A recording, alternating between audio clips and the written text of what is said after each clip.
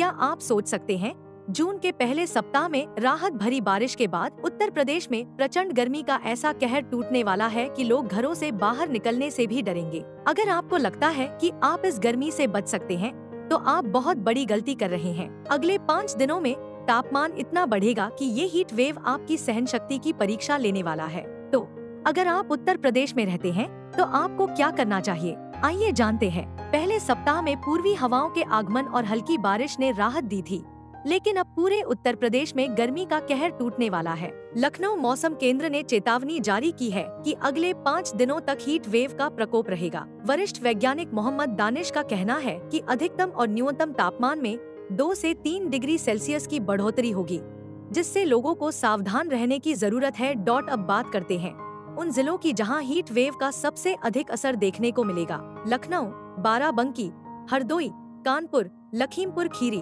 गोरखपुर, बलिया, बहराइच, फतेहपुर, बांदा, सुल्तानपुर, फैजाबाद, फुर्सतगंज, गाजीपुर, फतेहगढ़ और बस्ती में अधिकतम तापमान 40 से 44 डिग्री सेल्सियस के बीच रह सकता है। इन जिलों में न्यूनतम तापमान 29 से 30 डिग्री सेल्सियस के बीच रहने का अनुमान है। अब बात करते हैं उन जिलों की जहां हीट वेव का अलर्ट जारी किया गया है। वाराणसी, प्रयागराज, झांसी, आगरा और बुंदेलखंड में अधिकतम तापमान 45 से 47 डिग्री सेल्सियस के बीच रहेगा। अगले 5 दिनों के लिए इन जिलों में हीट वेव का अलर्ट जारी किया गया है और न्यूनतम तापमान 30 से 31 डिग्री सेल्सियस के बीच रहने की संभावना है। उरई, हमीरपुर, बरेली, शाहजहांपुर, नजीबाबाद, मुरादाबाद, मुजफ्फरनगर, मेरठ, आगरा, अलीगढ़, इटावा, आजमगढ़, नोएडा, गाजियाबाद, हापुड़, सहारनपुर, बाराबंकी, कन्नौज और हरदोई में अधिकतम तापमान 44 से 45 डिग्री सेल्सियस के बीच रहेगा, जबकि न्यूनतम तापमान 28 से 29 डिग्री सेल्सियस के बीच रहने का अनुमान है।